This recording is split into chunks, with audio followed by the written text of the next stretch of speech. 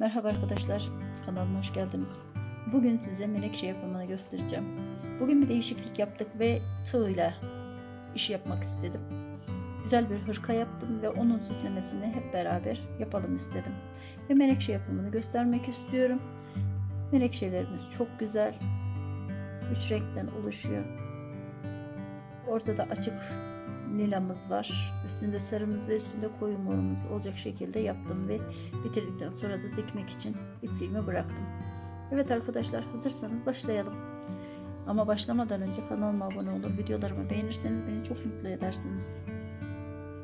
Evet, ilk rengimizi aldık. 11 tane zincir çekiyoruz. 11 tane zincir çektikten sonra arkadan sıkıştırıyoruz. Ve hemen ilk sıkıştırdığımız yerin altından küçük bir halka olacak şekilde ipimizi sıkıştırdık. Hemen 2 tane zincir çekiyoruz. Başına doladığımız tığımızın ipimizi halkamızın içinden geçiriyoruz. Ve 2 defa da çıkarttırıyoruz. Ve birinci trabzanımızı yaptık. İkinciyi yaptık. Üçüncüyü de yaptık. 4 tane trabzan arka arkaya yapıyoruz.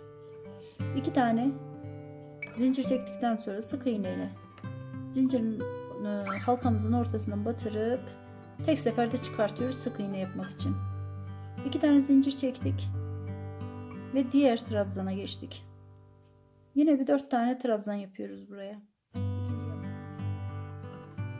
Çiçeğimizin yapraklarını tamamladık arkadaşlar. 5 tane yaprak yaptık. 5 tane yaprak yaptıktan sonra buradaki sık iğnenin içerisine, ilk yaptığımız ilmeğin içerisine sık iğne gelecek şekilde burada sonlandırıyoruz. Bakın 5 tane yaprağımızı yaptık. Son olarak bir tane zincir çekip bunu sonlandırıyoruz. Kesiyoruz ipimizi buradan. Bitirdik. Bunu bitirdikten sonra daha sonrasında bu ipleri arkadan yok edeceğiz ama hemen ben sarı rengime geçmek istiyorum. Çünkü ikinci sırasında sarı renk kullanacağız. Menekşe olduğu için. Bir tane zincir çekiyoruz. Ve hemen sık iğne olacak şekilde ortadaki ilmeğimizin üzerine yaprakların arasına batırıyoruz. Ve buradan sıkıladık. Hemen tığımızı zincirimizin yani çiçeğimizin göbeğinden arka tarafa doğru gönderiyoruz. Ve ipimizi tığın üzerine dolamadan çıkartıyoruz. Ve ortadan uzatma yapıyoruz. Hemen yanından 2 zincir çekmiştik. Oradan sık iğne ile çıkarıyoruz. 2 tane zincir çekiyoruz. Ve ilk trabzanın tepesine tığın başını dolayarak batırıyoruz. Ve 2 defa da çıkartıyoruz arkadaşlar. Bir trabzanın tepesinden 2 tane trabzan çıkartıyoruz.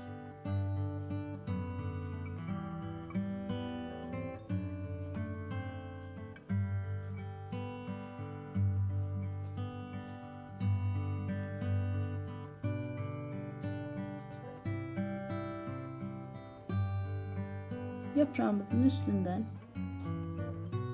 her bir trabzanın tepesinden 2 tane trabzan çıkartacak şekilde yaptık. 2 tane zincirimizi çekiyoruz. Hemen aşağıda çektiğimiz 2 zincirin arasına boşluğuna bir sık iğne ile batırıyoruz. Tığımızı yine aynı şekilde modelimizin ortasına göbeğine yani batırarak karşı taraftan ipimizi çıkartıyoruz. 2 zincir çıkartıyoruz. Hemen 2 zincir çektiğimiz ilmeğin arasından sık iğne olacak şekilde çıkartıyoruz. 2 tane zincirimizi çıkarttık ve işlemimizi tekrarlıyoruz. Sarı yapraklarımızı bitirdikten sonra zincirimizi çekiyoruz ve en son kat olan koyu morumuza geçiyoruz. Bakın çok güzel bir çiçek oluştu şu anda. Menekşe olmadan bile göbeği çok güzel oldu. Hemen bunu keselim. Kestikten sonra arkadan ipimizi yok ediyoruz. İpimizin kalan parçasını ki ön taraftan kötü bir görünümü olmasın.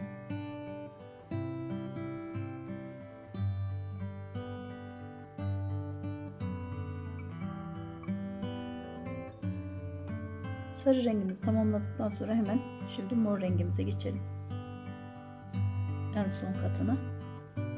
Ortasını açık morla yaptık. En üst katını da koyuyla yapacağız arkadaşlar. Şimdi bir tane zincir çekiyoruz. Ve sıkıştırdık. Hemen buradan sarı renkteki ilmeğimizin üzerinde ortasına batırıyoruz. Ve sık iğne olacak şekilde çıkartıyoruz arkadaşlar. Bakın. Çıkarttık. Buradan daha öncesinde sarıyı yaptığımız gibi göbeğine uzanıp mor ipimizi de aynı şekilde çıkartıyoruz. Ve sık iğne ile birleştirdik. Burada 2 tane zincirimiz vardı. Hemen o zincirin altına arasına sık iğne ile ipimizi uzattık ve ördük. Şimdi 2 tane zincir çekiyoruz. Her katta olduğu gibi. Ama bu defa şunu yapacağız arkadaşlar. Alt sıralarda trabzanlarımızı iki defada çıkartmıştık. Bu defa tek defada çıkartıyoruz. Bir defada yani. Ama her trabzanın başına yine aynı şekilde 2'şer tane trabzan yapıyoruz.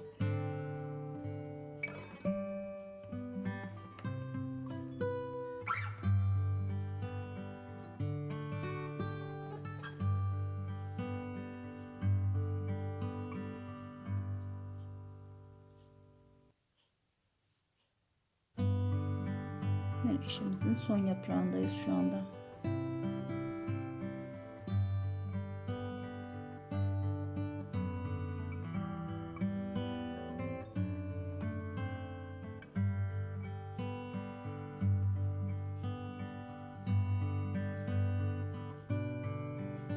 Tığımızın başını doluyoruz ama bir defa da çıkartıyoruz.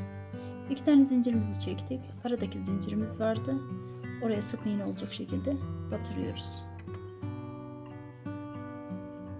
Hemen göbeğe ipimizi uzatıyoruz ve sık iğne olacak şekilde çıkartıyoruz. Arada zincirimiz var. Yine aynı şekilde.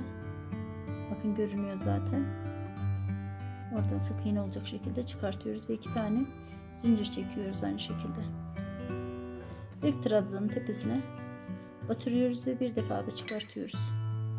Aynı yere tekrar batırıyoruz.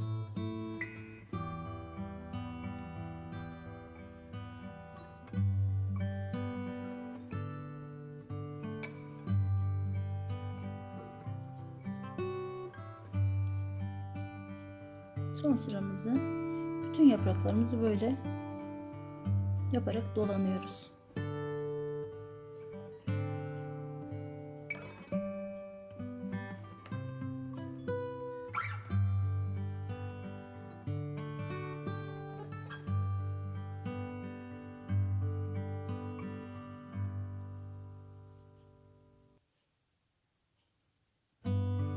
Evet. 2 tane zincirimiz var. Alttaki zincirin içine sık iğne ile batırdık. Göbeğe ipimizi uzattık. Ve sık iğne olacak şekilde çıkartıyoruz. 3 yaprağımızı da çiçeğimizin 3 yaprağını yaptıktan sonrasında birleştiriyoruz arkadaşlar. 3 yaprağı.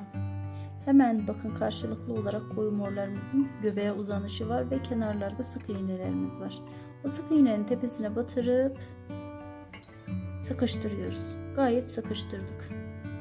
Sıkıştırdıktan sonrasında geri geliyoruz. Hemen bıraktığımız yere geri geliyoruz. Burada sık iğnenin tepesine batırıyoruz ve tekrar sıkıştırıyoruz arkadaşlar. Yanındakine tekrar batırıyoruz ve sıkıştırıyoruz. 2 tane zincirimizi çekmeyi unutmuyoruz arada. Diğer yapraklarda yaptığımız gibi. Diğer yaprakların üzerine yaptığımız trabzanı burada devam ettiriyoruz. 2 tane trabzan yapıyoruz her bir ilmeğimiz için. Her bir trabzanın başından 2 tane trabzan çıkarttırıyoruz.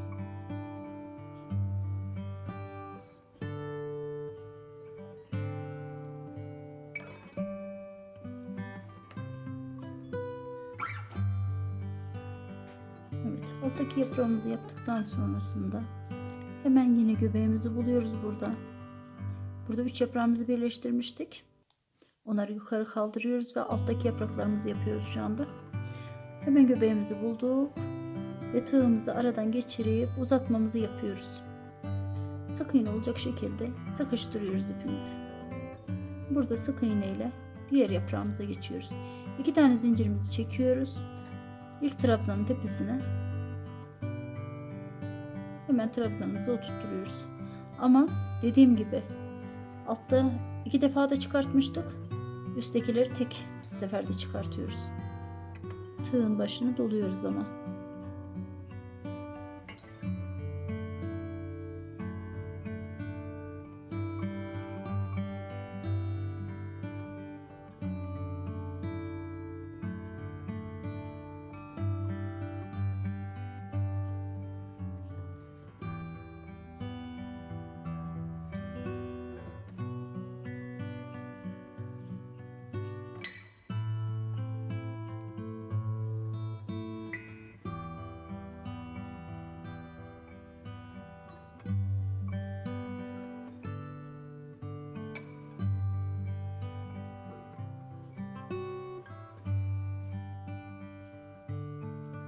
Son trabzanı da yaptıktan sonra 2 tane zincirimizle hemen zincirin arasına bir sık iğne yapıyoruz.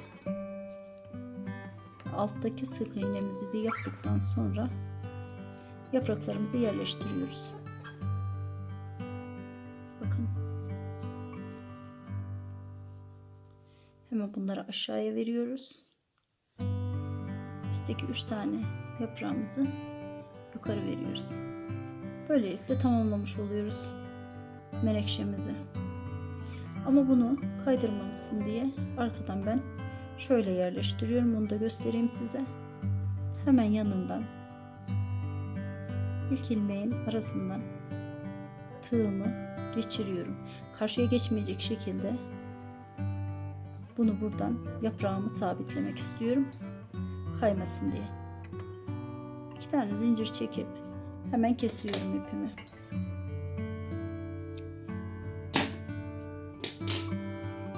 Evet. Çok hoş oldu arkadaşlar. Bence çok güzel. Yapımı da çok kolay. Herkesin rahatlıkla yapabileceği. Bakın. Çok güzel oldular. Dikmek için ipinizi bırakmayı unutmayın. Ve daha sonrasında da geçirebilirsiniz. Başka ip kullanabilirsiniz. Bugünlük bu kadar arkadaşlar. Daha değişik modellerle, daha güzel modellerle beraber olmak üzere diyorum. Kanalıma abone olmayı unutmayın. Kanalıma abone olmak ücretsizdir arkadaşlar. Görüşmek üzere. Hoşça kalın. Kendinize iyi bakın.